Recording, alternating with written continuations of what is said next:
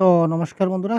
এবারে আমরা individual differences বা ব্যক্তিগত ভিন্নতা যে টপিকটা রয়েছিল, এই টপিক থেকে বিগত বছরে কি প্রশ্ন এসেছে, এই সবগুলা প্রশ্ন আমরা দেখব আপনাদেরকে সাথে নিয়ে। তো এখানে ২০১২ থেকে শুরু করে ২০২৪ পর্যন্ত এই ইন্ডিভিজুয়াল ডিফারেন্স থেকে বেশ কয়েকটি গুরুত্বপূর্ণ প্রশ্ন আমরা বেছে নিয়েছি। তো এই প্রশ্নগুলো আমরা আপনাদের সঙ্গে নিয়ে এবার সলভ করতে চলেছি। সুতরাং আপনারা অবশ্যই শেষ পর্যন্ত ক্লাসটা দেখতে থাকুন। তাহলে আপনারা বুঝতে পারবেন যে এই যে ইন্ডিভিজুয়াল ডিফারেন্সেস যে টপিকটা রয়েছে, এই টপিক থেকে আমাদের কি প্রশ্ন আসে পরীক্ষায় এবং কি ধরনের প্রশ্ন আসে এটা আপনারা বুঝতে পারবেন। তো ১ম প্রশ্ন আমরা দেখি, শিক্ষার্থীরা ব্যক্তিগত পার্থক্য প্রদর্শন করে, তাই একজন শিক্ষকের উচিত। তো তার আগে বলে রাখি এই যে ইন্ডিভিজুয়াল ডিফারেন্স সম্বন্ধে আমরা আমাদের লাইভ ক্লাস অলরেডি যেটা আমাদের কন্ডাক্ট হয়ে গেছে। ঠিক আছে? তার সম্পূর্ণ কনসেপ্ট আমরা লাইভে ডিসকাস করেছিলাম। তো আপনারা এই যে ক্লাসটা দেখতে পাচ্ছিলেন, আপনাদের হয়তো মনে আছে, আমরা কিছুদিন আগে আমরা লাইভের মাধ্যমে এই সম্পূর্ণ ক্লাসটা আমরা প্রাইভেট অ্যাপের মাধ্যমে আমাদের অ্যাপে আমরা এই ক্লাসটা অলরেডি সলভ করে দিয়েছি। তো যারা আমাদের এই ক্লাসটা দেখেননি, তারা অবশ্যই দেখে নেবেন। অতি গুরুত্বপূর্ণ ক্লাস ছিল। প্রত্যেকটা পয়েন্ট আপনাদেরকে এক করে আমরা এই ইন্ডিভিজুয়াল ডিফারেন্সের সম্বন্ধে আমরা বুঝিয়ে দেওয়ার চেষ্টা করছি। তো যারা আমাদের পেইড গ্রুপে জয়েন আছেন, তারা অবশ্যই এই ক্লাসটা পেয়ে গেছেন, তাই তো? তো ঠিক আছে, যদি আপনারা কেউ না পেয়ে থাকেন তাহলে অবশ্যই আমাদের সহজগুরু অ্যাপে গিয়ে প্রতিজ্ঞা বেচে আপনারা দেখতে পাবেন। ঠিক আছে, ক্লিয়ার? তো এবার দেখে নেওয়া যাক, শিক্ষার্থীরা ব্যক্তিগত পার্থক্য প্রদর্শন করে। শিক্ষার্থীদের মধ্যে ব্যক্তিগত পার্থক্য রয়েছে। যেমন আ কোনো ২ জন ব্যক্তি কিন্তু এক নয়। একজন ব্যক্তি থেকে আরেকজন ব্যক্তি আলাদা। সেটাকে বলা হয় ব্যক্তিগত পার্থক্য। তো এই ব্যক্তিগত পার্থক্য রয়েছে, তারপরেও একজন শিক্ষকের কি করা উচিত? এটা জানুয়ারি ২০১২ তে আসা প্রশ্ন। কঠোর শৃঙ্খলা প্রয়োগ করা। আমরা কখনো কঠোর শৃঙ্খলা প্রয়োগ করি না। ছাত্রদের সঙ্গে কঠোর হই না, স্ট্রিক্ট হই না, এটা ক্যানসেল। পরীক্ষার সংখ্যা বৃদ্ধি করা, এটা তো মোটেই কখনো সম্ভব না। কারণ এক্সামের সংখ্যা বা পরীক্ষার সংখ্যা বা টেস্টের সংখ্যা আমরা বাড়াবো, সেটা কখনো প্যাডাগজিতে কারেক্ট আনসার হবেই না। ক্লিয়ার? শেখার অভিন্ন গতির উপর জোর দেওয়া, বিভিন্ন ধরনের শেখার অভিজ্ঞতা প্রদান করা। তো এটা কারেক্ট আনসার হবে provide a variety of learning experience, অর্থাৎ বিভিন্ন শিক্ষণ অভিজ্ঞতা। শেখার যে বিভিন্ন ধরনের অভিজ্ঞতা প্রদান করতে হবে। বিভিন্নভাবে তারে সুযোগ সুবিধা দিতে হবে শিক্ষার্থীকে। সে যেন খুব ভালো করে জিনিসটা বুঝতে পারে, শিখতে পারে। অর্থাৎ ভ্যারাইটি অফ এক্সপেরিয়েন্স, তারে বিভিন্ন অপরচুনিটি দিতে হবে শেখার জন্য। কোনো না কোনোভাবে তো শিখতে পারবে, তাই না? তারপর দেখি নভেম্বর ২০১২ তে যে প্রশ্নটা এসেছিল, সুবিধা বঞ্চিত শিশুদের নিয়মিত স্কুলে যেতে উৎসাহিত করার জন্য নিম্নলিখিতের মধ্যে কোনটি সবচেয়ে উপযুক্ত উপায় হবে? যে সমস্ত ছাত্ররা নিয়মিত স্কুলে যেতে পারছে না, তারা স্কুলে যে যাওয়ার সে সুবিধা থেকে তারা বঞ্চিত হচ্ছে। স্কুলে যাতায়াতের যেটা সুবিধা, এই সুবিধা থেকে তারা কিন্তু বঞ্চিত রয়েছে। ওই বঞ্চিত শিশুদের জন্য আপনি যদি তাদেরকে নিয়মিত স্কুলে যেতে উৎসাহিত করতে চান, তাহলে আপনি কি করবেন? এজ এ শিক্ষক হিসাবে আপনার কি করা উচিত? স্কুল কর্তৃক নিযুক্ত একজন শিশু সংগ্রাহককে প্রতিদিন বাড়ি থেকে শিশুদের আনতে হবে। A child collector employed by the school must bring children from homes every day. এবার দেখুন, স্কুলটা আমার এইখানে অবস্থিত। কিছু ছাত্র আসবে এদিক থেকে, কিছু আসবে ওই দিক থেকে, কিছু আসবে ওই দিক থেকে, কিছু ছাত্র ওই দিক থেকে আসবে। অর্থাৎ বিভিন্ন চতুর্দিক থেকে আমার স্কুলে ছাত্ররা আসবে। তাই তো? তো একজন ব্যক্তি, এ চাইল্ড কালেক্টর মানে একজন ব্যক্তি। তো একজন ব্যক্তি কি করে সব দিক থেকে বাচ্চাগুলাকে কি আনতে পারবে সব দিক দিয়ে? এটা কখনোই সম্ভব না। তাই সেখানে একজন স্কুল গ্রাহক সেটা কারেক্ট আনসার হবে না। প্রতিদিন শিশুদের আকর্ষণ করার জন্য প্রতিদিন ৳৫ করে প্রদান করবেন। আপনি কি আপনার ঘর থেকে শিশুদেরকে টাকা দেবেন? সেটা কখনোই সম্ভব না। আমরা কি কখনো শিশুদেরকে প্রতিদিন, আচ্ছা কোনো একদিন হয়তো দিয়ে দিলাম কোনো একজনকে বা দুজনকে। প্রতিদিন ডেইলি কি তাকে কি আমার পকেট থেকে কি টাকা দেবো? এটা কি আদৌ সম্ভব? সেটা আদৌ সম্ভব না। স্কুলে যেতে না পারলে তাকে আইনত দণ্ডনীয় অপরাধ সেটা বলা যায়, কিন্তু না গেলে কিছু করার নাই। তাই সবচেয়ে ভালো উপায় হচ্ছে যদি আবাসিক স্কুল খোলা হয়, হোস্টেল স্কুল যদি খোলা হয় বা রেসিডেন্সিয়াল স্কুল যদি হয়, তাহলে এখানেই তারা থাকলো, এখানেই বসবাস করলো এবং এখানেই তারা স্কুলে থাকলো। এখানে স্কুলে আসতে যেতে তার কোনো অসুবিধা হলো না। তার সুবিধেই হবে। ক্লিয়ার? তারপর দেখি বিদ্যালয়গুলিতে ব্যক্তিগত পার্থক্য পূরণ করা উচিত। School should cater to individual differences to, এটা জুলাই ২০১৩ তে আসা প্রশ্ন। তো বিদ্যালয়গুলির ব্যক্তিগত পার্থক্য কি করে পূরণ করা উচিত? Question number 3। পৃথক শিক্ষার্থীদের মধ্যে ব্যবধান কমানো, শিক্ষার্থীদের দক্ষতা এবং কর্মদক্ষতা সমান করা, শিক্ষার্থীরা কেন শিখতে সক্ষম বা অক্ষম তা বুঝতে, পৃথক শিক্ষার্থীদের একচাটিয়া বোধ করা। Question number 3। ১ নম্বর দেখুন, গ্যাপ বিটুইন ইন্ডিভিজুয়াল স্টুডেন্ট, এখানে আমরা গ্যাপ রাখবো না। প্রত্যেক ছাত্রদেরকে আমরা সমানভাবে পড়াতে হবে, পৃথকভাবে পড়াতে হবে না। তো শিক্ষার্থীদের দক্ষতা এবং কর্মদক্ষতা সমান করা মানে এক গ্রুপে আমরা করলাম, যে দক্ষতা অনুযায়ী যারা ভালো ছাত্র তাদেরকে আমরা এক গ্রুপে করলাম, যারা একটু খারাপ তাদেরকে অন্য গ্রুপে করলাম। আমরা সেইরকম করি না। ঠিক আছে? তো পৃথক শিক্ষার্থীদের একচাটিয়া রুট করা অর্থাৎ আ একচাটিয়া বোধ করা অর্থাৎ যারা একদম পারছে না তাদেরকে আলাদা, আলাদাভাবে করা কিন্তু না। আমরা ইনক্লুসিভ এডুকেশন এ আমাদের বলেছে কি সবার জন্য সমান শিক্ষা, সবাইকে আমরা সমানভাবে শিক্ষাদান করতে হবে। সবাই যাতে সমানভাবে বুঝতে পারে এই জিনিসটা দেখতে হবে। তার মানে অপশন নাম্বার 4 ও এখানে কারেক্ট আনসার হবে না। তো কারেক্ট আনসার হচ্ছে এখানে অপশন নাম্বার গ। শিক্ষার্থীরা কেন শিখতে অক্ষম বা সক্ষম তা বুঝতে হবে। কোন শিক্ষার্থীটা কেন বুঝতে পারছে না, তাকে কি করলে পড়ালে সেটা বুঝতে হবে। এই জিনিসটা এজ এ শিক্ষক আমাদেরকে বুঝতে হবে। তার মানে অপশন নাম্বার গ is the right answer. Understand why students are able or unable to learn, শিক্ষার্থীরা কেন শিখতে পারছে এবং কোন জিনিসটা শিখতে পারছে না। তো যদি শিখতে না পারে তো কেন শিখতে পারছে না। তো এই জিনিসটা আমাদেরকে বুঝতে হবে বা চিন্তা করতে হবে। তারপর দেখি, what kind of support can A school provide to address the individual differences in children? এটা জুলাই 13 তে আসা প্রশ্ন। শিক্ষার্থীদের মধ্যে ব্যক্তিগত পার্থক্য মোকাবিলায় একটি স্কুল কি ধরনের সহায়তা প্রদান করতে পারে? শিক্ষার্থীদের মধ্যে যদি ব্যক্তিগত পার্থক্য রয়েছে, মোকাবিলা করতে হবে। তো একটা স্কুল কি ধরনের সহায়তা প্রদান করতে পারে? Question number 4। শিশু কেন্দ্রিক পাঠ্যক্রম অনুসরণ করে এবং শিক্ষার্থীদের মধ্যে একাধিক শেখার সুযোগ। ইয়েস, আমরা শিক্ষার্থীদের মধ্যে শেখার সুযোগটা একাধিক করতে পারি। বিভিন্ন প্রকারের মাল্টিপল অপরচুনিটি তাকে দিতে পারি। এটা কারেক্ট। বাকি অপশনগুলো দেখি। ব্যক্তিগত পার্থক্য দূর করার জন্য সম্ভাব্য সকল পদক্ষেপ, এখানে অনেক পদক্ষেপ হতে পারে। সম্ভাব্য অনেকগুলো স্টেপ হতে পারে। সবগুলা ফলো করা সম্ভব না। এটা কাটলাম। বিশেষ স্কুল অর্থাৎ স্পেশাল স্কুল আমাদের দরকার নাই। সকল শিক্ষার্থীদের একই স্তরে পাঠ্যক্রম করলে হয় না। বিভিন্ন লেভেলে, বিভিন্ন স্তরে, বিভিন্নভাবে পাঠদান করতে হয়। তো সবাইকে একই স্তরের পাঠ্যক্রম শিক্ষাদান করলে হবে না। সুতরাং এটাও ক্যানসেল। তো কারেক্ট আনসার হচ্ছে অপশন নাম্বার ক। Follow a child centred curriculum and provide multiple learning opportunities to children. Generally, multiple opportunities আছে পজিটিভ ওয়ার্ড। তো এটা হচ্ছে correct word, positive word. Child centric classroom এটাও একটা পজিটিভ ওয়ার্ড। তার মানে ultimately option number A is the right answer of this question. একটি শ্রেণীকক্ষে শিক্ষার্থীদের ব্যক্তিগত পার্থক্য মানে কি? এটা ফেব্রুয়ারি ২০১৪ তে আসা প্রশ্ন। Question number 5। তো প্রত্যেকটা কোয়েশ্চন কিন্তু এখানে প্রিভিয়াস ইয়ার কোয়েশ্চন। ঠিক আছে? তো এই ধরনের টপিক ওয়াইজ আমাদের ক্লাস চলছে আমাদের সহজ গুরু অ্যাপে। আপনারা যদি এখনো আমাদের কোর্সে জয়েন হন নাই এবং জয়েন হতে চান, তো অবশ্যই প্লে স্টোর থেকে সহজ গুরু অ্যাপটা ডাউনলোড করে নিন। প্লে স্টোরে গিয়ে সহজ গুরু টাইপ করলে একটা অ্যাপ চলে আসবে। এখানে কোর্স চলছে আপনারা দেখতে পাবেন এবং আপনারা নিয়মিত আপনার যা কোর্স দরকার আপনারা সেখানে জয়েন হতে পারেন। এখানে পেপার 2, পেপার 1 এর সবগুলা কোর্স রয়েছে আপনারা দেখতে পাবেন। ক্লিয়ার ভাই? টপিক ওয়াইজ ক্লাস আমরা করাচ্ছি আমাদের অ্যাপে, কন্টিনিউ ক্লাস চলছে। তো কোয়েশ্চেন নাম্বার 5 কারেক্ট আনসার কি হবে দেখি। এবার দেখি, একটি শ্রেণীকক্ষে শিক্ষার্থীদের ব্যক্তিগত পার্থক্য।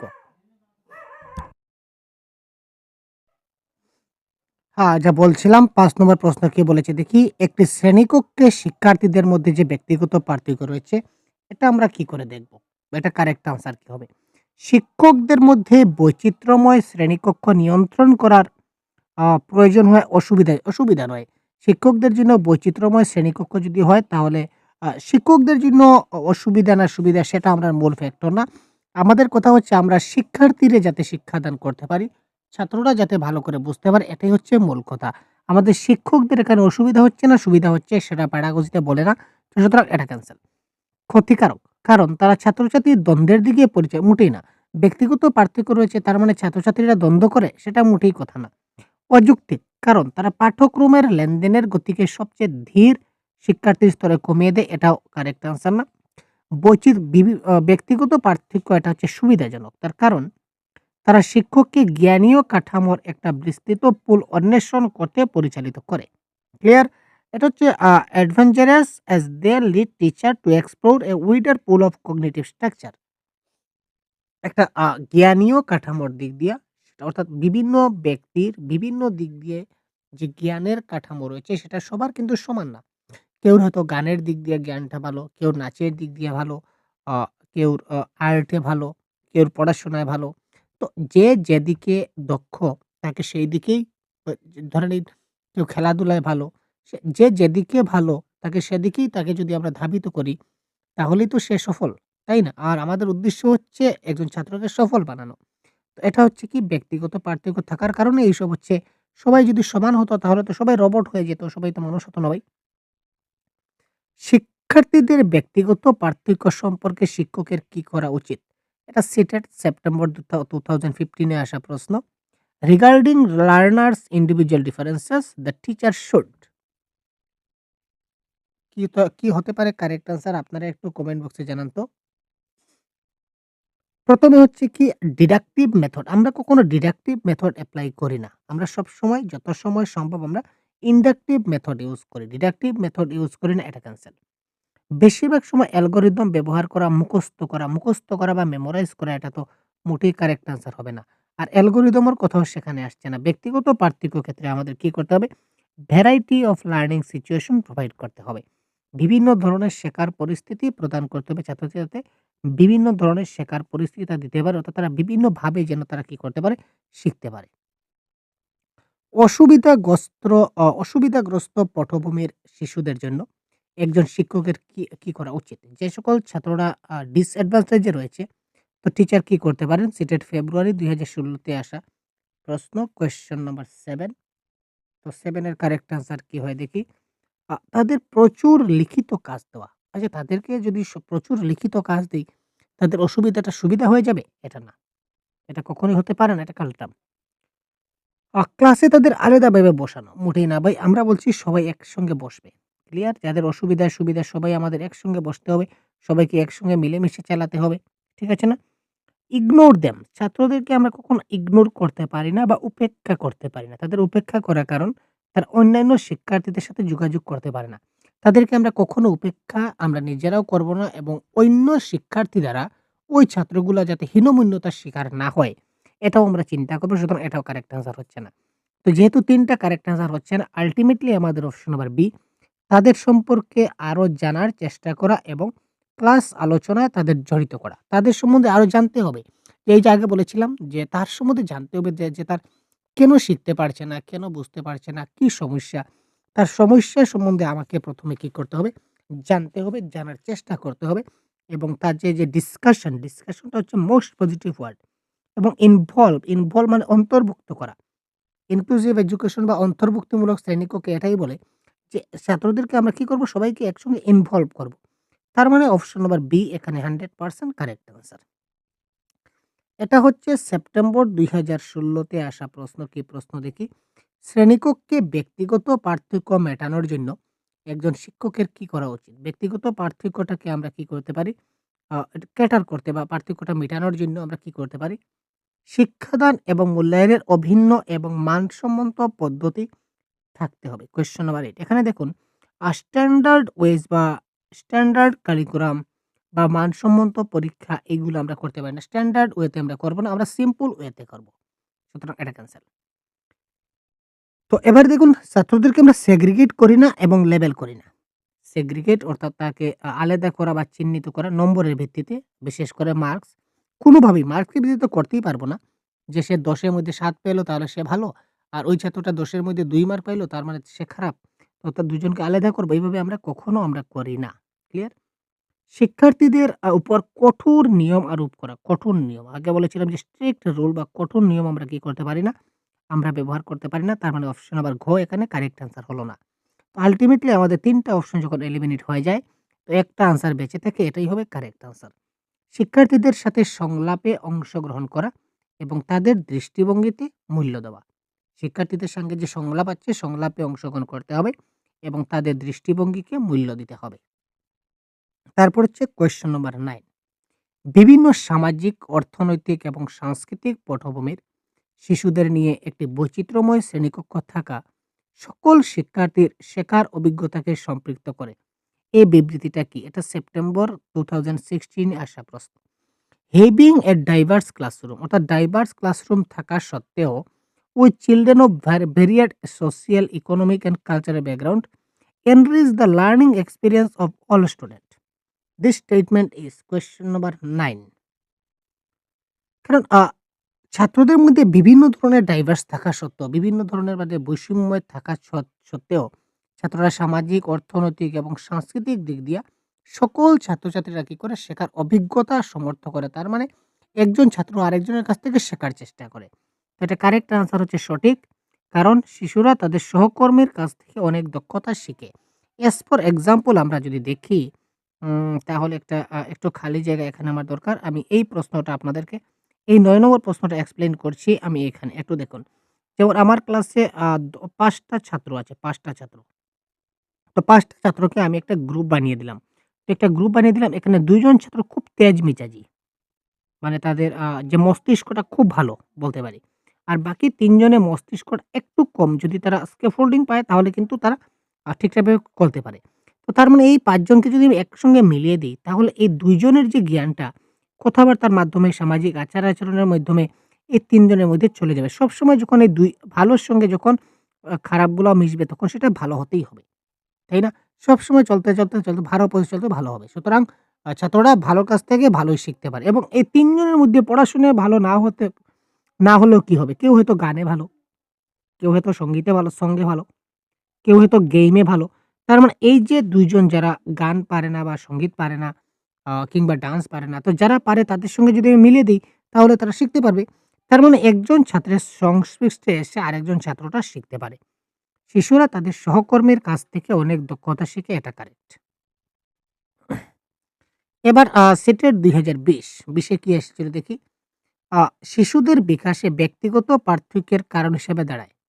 ব্যক্তিগত পার্থক্যের যেটা শিশুদের বিকাশে ডেভেলপমেন্ট যেটা আমরা কই, কোয়েশ্চেন নাম্বার 10।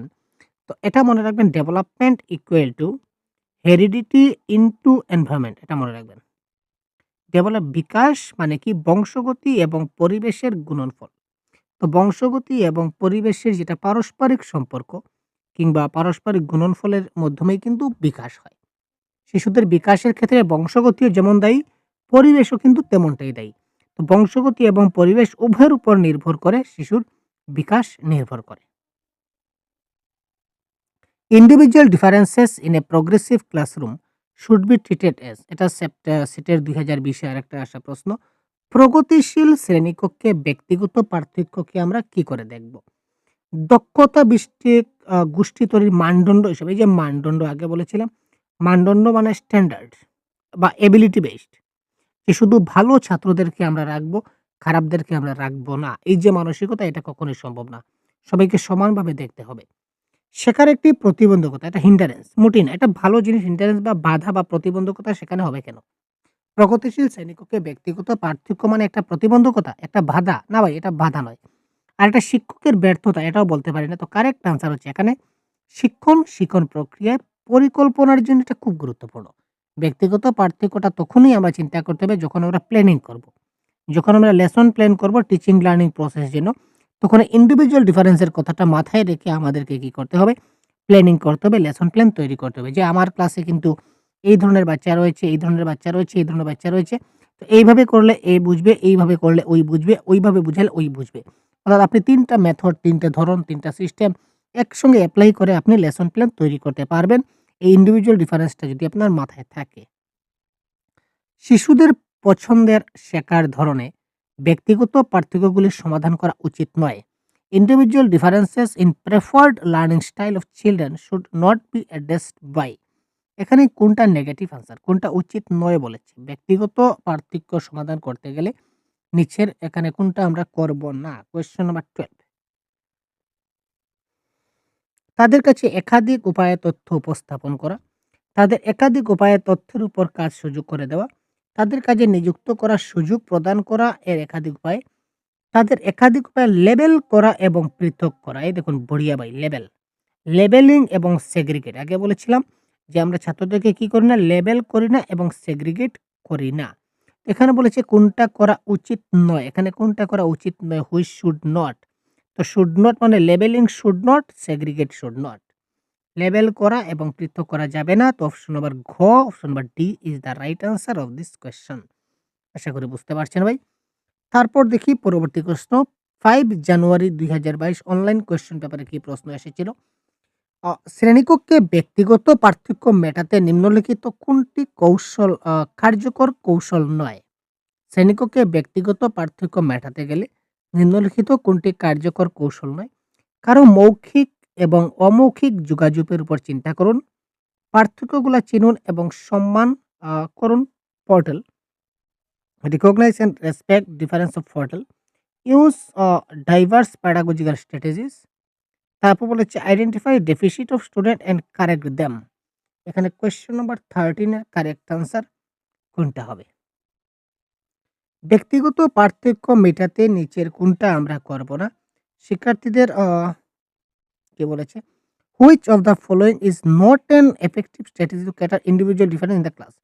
ক্লাসে আমরা কি করে আ মানে কোনটা আমরা করব না? কারো মৌখিক এবং অমৌখিক যোগাযোগের উপর চিন্তা করুন, এটা তো করতে হবে। পার্থক্যগুলি চিনুন এবং সম্মান করুন। ঠিক আছে? Recognise and respect difference of portal. পার্থক্যগুলো জানতে হবে, কার কি পার্থক্য আছে সেটা আমাদের জানতে হবে। বিভিন্ন শিক্ষাগত কৌশল ব্যবহার করতে হবে, এটাও কারেক্ট। তো তার মানে অপশন নাম্বার ডিটা কারেক্ট আনসার নয়। শিক্ষার্থীদের ঘাটতিগুলি চিহ্নিত করুন এবং সেগুলি সংশোধন করুন। এবার কথা হচ্ছে ঘাটতিগুলি চিহ্নিত করতে তোমাদের হবে। ঠিক আছে? ঘাটতিগুলো চিহ্নিত করতে হবে। শিক্ষার্থীদের কোথায় কি সমস্যা রয়েছে এটা আমাদের চিহ্নিত করতে হবে। কিন্তু সেগুলিকে সংশোধন সঙ্গে, সঙ্গে করা যাবে না। কারেক্ট সঙ্গে, সঙ্গে করা যাবে না। যেমন ধরুন, আমি একটা শিশুকে বললাম যে, এই যে ১৩ নম্বর প্রশ্ন দেওয়া আছে, এটা তুমি পড়ো, এটা তুমি পড়ো। তো এটা পড়তে, পড়তে সে ওই উচ্চারণটা সে ভুল করলো। এস ফর এক্সাম্পল সে পড়তে স্টার্ট করেছে। সে ওইখানে এসে এই উচ্চারণটা সে ভুল করেছে। সে যোগাযোগ না বলে জগৎযোগ বলে দিয়েছে। তারপর এখানে আবার পার্থক্য না বলে পার্থক্যগুলি না বলে সে বলেছিল পাথকগুলি। পাথকগুলি চিনুন। এবার আমি কি করব? এই যে সে বলল যে কারো মৌখিক এবং অমৌখিক যোগাযোগ উপর চিন্তা করুন। এই যোগাযোগ বলার সঙ্গে, সঙ্গে আমি তাকে বাধা দিলাম এবং বললাম যে এটা যোগাযোগ না, এটা হচ্ছে যোগাযোগ। এটা হচ্ছে আসলে ভুল। এই ধরনের আমরা করব না। আমরা কি করব? তাকে সে যোগাযোগ বলেছে তো সে ভুল বলেছে। তাকে বলতে দিন। তাকে সম্পূর্ণটা শেষ করতে দিন। তাকে যে আমি যতটুকু দিয়েছি ততটুকু শেষ করতে দিন। তারপর আমি বলব যে, "ঠিক আছে তুমি বলেছ খুব সুন্দর কিন্তু এটা তুমি বলেছিলে যোগাযোগ কিন্তু এটা আসলে যোগাযোগ না। এটা হচ্ছে যোগাযোগ। এবং এটা তুমি বলেছিলে পাথক। তো এটা পাথক নয়। এটা হচ্ছে পার্থক্য।" তো তা শেষ হওয়ার পর আমাদের বলতে হবে। ক্লিয়ার? এটা মাথায় রাখবেন। কারণ এখানে কিছু যুক্তি রয়েছে। চাইল্ড প্যাডাগজি যারা রয়েছে সাইকোলজিস্ট উনারা যুক্তি দিয়েছেন যে আপনি যখনই এখানে শিশুটা যখনই বলা স্টার্ট করবে, সঙ্গে, সঙ্গে যদি আপনি তাকে বাধা দেন যে, "এই আস্তে ওই জায়গাতে ভুল হয়েছে।" তার মানে তার মধ্যে নার্ভাস ফিল আসবে। আর সে যখন নার্ভাস হয়ে যাবে, তখন তার পরবর্তীতে কি রয়েছে সেটা সে পড়তে তার ভুল হবে এবং সে অনেক দ্বিধাগ্রস্ত হবে যে আদৌ আমার বাকিগুলা ভুল হবে কিনা না, এই ধরনের সে চিন্তা করবে। ক্লিয়ার? এখানে বলেছে কোন ধরনের শিক্ষাদান একজন শিক্ষককে তার শ্রেণীর শিক্ষার্থীদের মধ্যে ব্যক্তিগত পার্থক্য পূরণ করতে সক্ষম করে। এবার দেখুন মান এবং ইউনিফর্ম স্ট্যান্ডার্ড আমরা করি না। টোটালি পরীক্ষা কেন্দ্রিক এক্সাম সেন্টার্ড মোটেই না, এটাও ক্যান্সেল। সম্পূর্ণরূপে পাঠ্যপুস্তক কেন্দ্রিক এটাও আমাদের কারেক্ট আনসার কখনো সম্ভব নয়। তো কারেক্ট আনসার আকর্ষণীয় বা প্রাসঙ্গিক অর্থাৎ এনগেজিং এবং কনটেক্সচুয়াল এটা হবে কারেক্ট আনসার। এখানে স্ট্যান্ডার্ড এটা standard curriculum, standard framework, standard evaluation এই ধরনের যতগুলো ওয়ার্ড থাকবে সবগুলা cancel. Totally centred around exam পরীক্ষার উপর সম্পূর্ণ নির্ভর, মোটেই না। কাটলাম, পরীক্ষা বলতেই negative. Totally centred around text book সম্পূর্ণটা বইয়ের উপর নির্ভর। না ভাই, বই ছাড়াও কিন্তু অনেক কিছু শেখানো যায়। সুতরাং কারেক্ট অ্যান্সার হচ্ছে এনগেজিং অ্যান্ড কনটেক্সচুয়াল। কনটেক্সচুয়াল আকর্ষণীয় এবং প্রাসঙ্গিক হবে কারেক্ট আনসার। তারপর আমরা একটা এজারশন এবং রিজনের প্রশ্ন দেখে নিই। তো আপনাদেরকে আবার বলে দিচ্ছি আমাদের সহজগুরু অ্যাপে আমাদের ক্লাস চলছে। সহজগুরু অ্যাপে আমরা প্রতিদিন ক্লাস করছি। ঠিক আছে ভাই? তো সিটেট পরীক্ষার বাংলা ভাষার কমপ্লিট কোর্স যা, প্রয়োজন প্যাডাগজি, গ্রামার, তারপর প্রিভিয়াস ইয়ার কোয়েশ্চন মানে বাংলা ভাষার যা দরকার সবগুলো আমরা ক্লাস করছি। তাছাড়া পেপার 1 এর অল সাবজেক্ট, পেপার 2 এর অল সাবজেক্টও আপনারা আমাদের এই সহজ গুরু অ্যাপে কোর্স চলছে। মাত্র স্বল্প মূল্যে দিতে পারবেন। এখানে মক টেস্টও দিতে পারবেন। তারপর প্র্যাকটিস সেটও রয়েছে। সবগুলা এভেইলেবল ফ্যাসিলিটি রয়েছে। আপনারা সবাই সহজ গুরু অ্যাপটা প্লে স্টোর থেকে ডাউনলোড করে নিন। ভিডিও ডেসক্রিপশনে লিংক দিয়ে দেব, অথবা আপনারা আ দেখে নিতে পারেন আমাদের প্লে স্টোরে সার্চ করে সহজ গুরু লিখলেও আপনারা পেয়ে যাবেন। ঠিক আছে? তাছাড়া বাংলা ভাষার 100% এই ভিডিও এভেইলেবল রয়েছে সহজ গুরু ইউটিউব চ্যানেলে বা সৃজন গুরুজি ইউটিউব চ্যানেলে দেখতে পাবেন। আচ্ছা, এবার কোয়েশ্চেন নাম্বার 15। এই ধরনের ক্লাস আপনারা প্রতিদিন দেখতে পাবেন, এটাও কনফার্ম। বিভিন্ন সাংস্কৃতিক পটভূমির শিক্ষার্থীদের চাহিদা পূরণের জন্য শ্রেণীকক্ষের শিক্ষাদান সাংস্কৃতিকভাবে প্রতিক্রিয়াশীল হওয়া উচিত। কোয়েশ্চেন নাম্বার 15 এর বি। বিভিন্ন সাংস্কৃতিক পটভূমি classroom pedagogy should be culturally responsive to meet the needs of students from diverse cultural background. Yes, বিভিন্ন সাংস্কৃতিক পটভূমির শিক্ষার্থীদের জন্য চাহিদা পূরণের জন্য বিভিন্ন সাংস্কৃতিকভাবে শিক্ষাদান দেওয়া একান্ত গুরুত্বপূর্ণ। এটা কারেক্ট। এটা হচ্ছে শুদ্ধ। শ্রেণীকক্ষে সমতা কেবলমাত্র মানসম্মত পাঠ্যক্রম এবং মূল্যায়নের মাধ্যমে নিশ্চিত করা যেতে পারে। না ভাই, না, না।